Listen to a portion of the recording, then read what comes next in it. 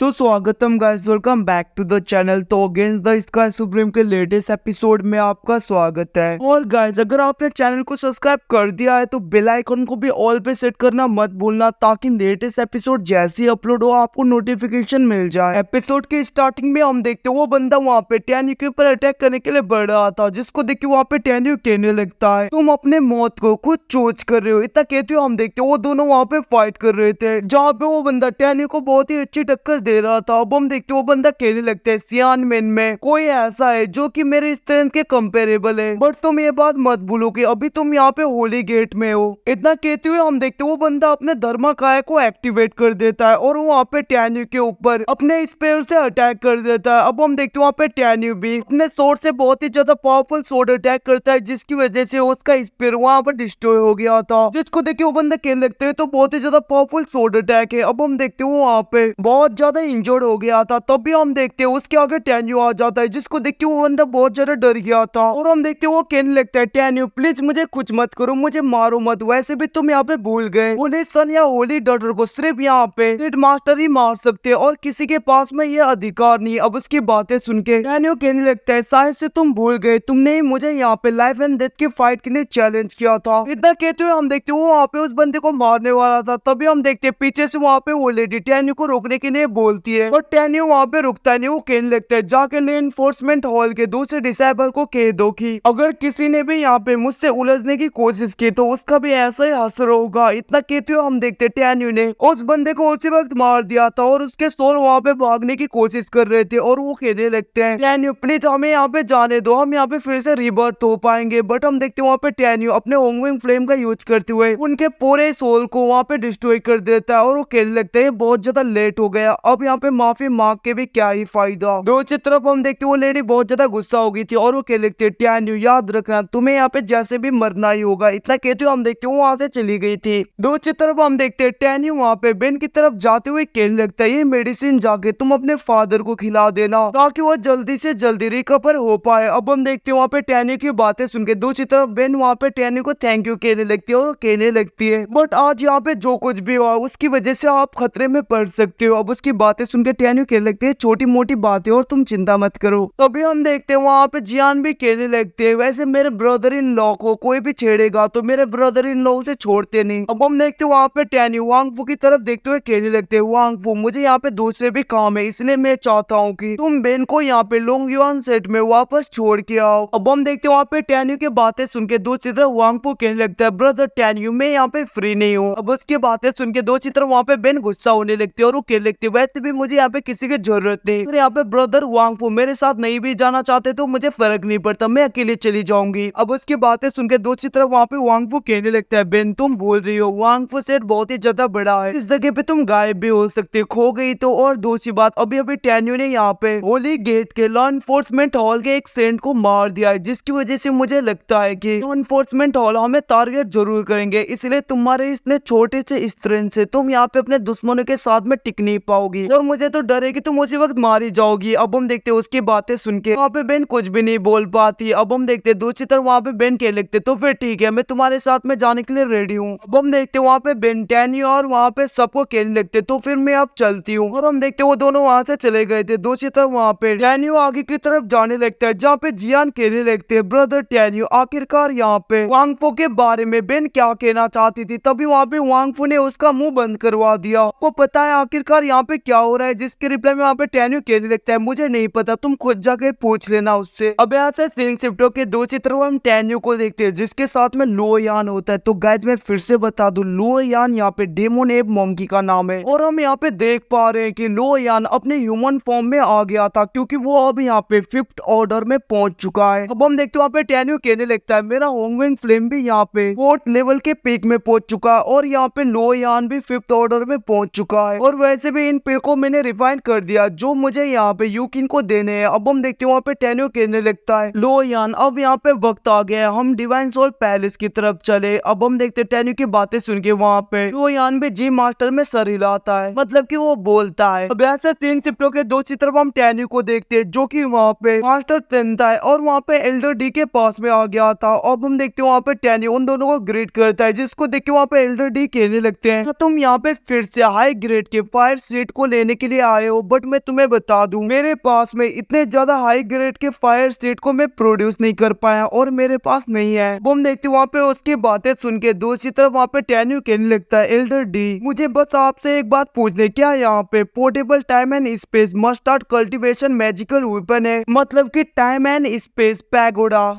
तो गाइस आपको पता होगा टाइम एंड स्पेस पैगोडा के अंदर जाके बहुत ज्यादा लोग अपनी कल्टीवेशन करते हैं जो कि पैगोडा के शेप में होता है। और यहाँ पे एक portable time and space pagoda का मतलब ऐसा पैगोडा है जो कि यहाँ पे अपने हिसाब से छोटा बड़ा हम कुछ भी कर सकते हैं, मतलब कि छोटा करके उसके अंदर हम कल्टीवेट कर पाएंगे जो कि दूसरे पैगोडाज की जैसा ही होगा। दूसरी तरफ टेन्यू की बातें सुन के वहाँ पे एल्डर डी कहने लगते हुए ऐसा टाइम एंड स्पेस पैगोडा तो हमारे सेट मास्टर के पास में जो कि उनके कल्टीवेशन के लिए उतना सुइटेबल तो नहीं है। अब हम देखते हैं वहाँ पे मास्टर तिनता है को निकाल के टेन्यू को दे देते हैं और वो कहने लगते हैं याद रखना इसको हमेशा तुम्हारे पास ही रखना और आउटसाइडर के आगे कभी भी यूज मत करना। जिसके रिप्लाई में वहाँ पे टेन्यू हमें सरी लाता है और हम देखते हैं वहाँ पे टेन्यू कहने लगता है सेट लीडर इतनी बार यहाँ पे एक्सटर्नल फोर्सेस ने लोंगयुआन सेट के ऊपर अटैक कर दिया था और मुझे लगता है कि जो भी ये एक्सटर्नल सेट है मतलब कि बाहर की दुनिया का सेट बहुत ही ज्यादा पावरफुल होगा। अब हम देखते हैं उसकी बातें सुनकर दूसरी तरफ वहाँ पे मास्टर तिनता कहने लगते तुम चिंता मत करो, मैं किसी को अरेंज करता हूँ ताकि वो जाके लोंगयुआन सेट और वहाँ पे दूसरे सेटों को प्रोटेक्ट करे, मतलब कि छोटे छोटे सेट्स को। हम देखते हैं वहाँ पे टेन्यू के जाने के बाद में एल्डर डी कहने लगते सेट मास्टर आखिरकार आपने यहाँ पे एंसिस्टर के द्वारा दिया गया time and space cultivation pagoda आपने यहाँ पे टेन्यू को दे दिया। और वैसे भी टेन्यू तो यहाँ पे लिंगलोंग होली टावर के फ्लोर तक पहुंच पाया था। और दूसरी बात उसके बहुत ज्यादा एनिमीज है, अगर उनको पता चल गया कि उसके पास में ट्रियास का टाइम एंड स्पेस पैगोडा एक डिवाइन वेपन है, वो लोग यहाँ पे टेन्यू को मारने की और उसे लेने की पूरी कोशिश करेंगे। क्या आपको यहाँ पे एश्योर है, मतलब कि क्या लगता है आपको उसे ये देना ठीक था? हम देखते उसकी बातें सुन के वहाँ पे तिनताई मास्टर कहने लगते हैं वैसे भी मेरी डेथ कभी भी हो सकता है और बहुत ही जल्दी वो वक्त आएगा, तो इसीलिए मैंने यहाँ पे लिंगलोंग होली पैगोडा को टेन्यू को दे दिया और मुझे पूरा भरोसा है कि टेन्यू उसका ख्याल रखेगा और वो उसको वाइजली यूज कर पाएगा। अब ऐसे सीन चिप्टो के दूसरी तरफ हम वहाँ पे वो यान और टेन्यू को देखते हैं जो कि वहाँ पे डिवाइन सोल पैलेस के सिटी के बाहर आ गए थे। वहाँ पे टेन्यू कहने लगता है अब हम दोनों यहाँ पे लिंगलोंग होली पैगोडा के अंदर छिप जाएंगे और आगे जाएंगे। तुम्हें रास्ता तो पता है ना हमें कहाँ पे जाना है? जिसके रिप्लाई में वहाँ पे दो यान कहने लगते हैं हाँ मास्टर आप चिंता मत करो। अब हम देखते वो दोनों वहाँ पे लिंगलोंग होली टावर के अंदर चले गए थे, मतलब कि उस पैगोडा के अंदर। और कुछ टाइम के बाद में वो लोग बाहर आते हैं जहाँ पे हम देखते हैं टेन्यू अब यहाँ पे सो रिफाइनिंग रम के 6th लेवल में पहुंच चुका था। इसको देख के लोयान वहाँ पे टेन्यू को कांग्रेचुलेशन करने लगता है। तभी हम देखते वहाँ पे लोयान कहने लगता है मास्टर 10,000 माइल वेस्ट की तरफ से कोई हमारी तरफ आ रहा है और ये दोनों एल्डर्स यहाँ पे इटर्नल इमोर्टल सेट की तरफ से आ रहे हैं, क्या हम उन्हें मार दे? बट हम देखते वहाँ पे टेन्यू कहने लगता है अभी नहीं। इसी तरफ हम देखते वो दोनों एल्डर बातें करने लगते हैं जिनमें से एक कहने लगता है तो हमारे यंग मास्टर के साथ में यूकिन की शादी हो जाएगी, वैसे भी वो तो यहाँ पे नांगो डायनेस्टी की प्रिंसेस है, मुझे लग रहा है वो सेटिस्फाई नहीं होगी। बट क्या हुआ हमारे यंग मास्टर भी बहुत ही जल्दी लीडर बनने वाले हैं हमारे सेट के। हम देखते वो दोनों ये सब कुछ बातें कर ही रहे थे तभी हम देखते वहाँ पे टेन्यू और लोयान आ जाते हैं। टेन्यू कहने लगते हैं लोयान एक को छोड़ के दूसरे को मार दो। हम देखते वहाँ पे डेमन एक मंकी मतलब कि लोयान जाके एक को मार देता है और दूसरा वहाँ पे बहुत ज्यादा डर गया था। अब हम देखते वहाँ पे वो कहने लगता है तुम हिलना मत वरना यहाँ पे तुम्हारे चित्रे चित्रे उड़ेंगे। तभी हम देखते वहाँ पे टेन्यू आ जाता है जिसको देख के वो एल्डर कहने लगते हैं तुम तो हुआंगपो सेट से हो ना, आखिरकार तुम यहाँ पे क्या कर रहे हो? हम देखते वहाँ पे टेन्यू कहने लगता है जल्दी से बताओ तुम यहाँ पे यूकिन और क्या यहाँ पे यानचन की क्या बातें कर रहे थे? रिप्लाई में वो एल्डर कहने लगता है हमारे यंग मास्टर और यूकिन की शादी 60 इयर्स के बाद में होगा जो कि ऑलरेडी यहाँ पे तय हो चुका है। की बातें सुन के वहाँ पे टेन्यू गुस्सा होने लगता है। दूसरी तरफ वो एल्डर कहने लगता है टेन्यू मुझे कुछ मत करो। बट हम देखते वहाँ पे टेन्यू को फर्क नहीं पड़ता, वो कहने लगते हैं लोयान इसके चित्रे उड़ा दो। वो आगे बढ़ता है जहाँ पे लोयान उसे मार देता है। दूसरी तरफ वहाँ पे टेन्यू कहने लगता है यानचन तुम्हें मरना होगा, तुम यहाँ पे यूकिन के साथ में फोर्सफुली शादी करना चाहते हो, अब तो तू गया बेटा। तो गाइस इसके साथ एपिसोड खत्म होता है। Thank you watching.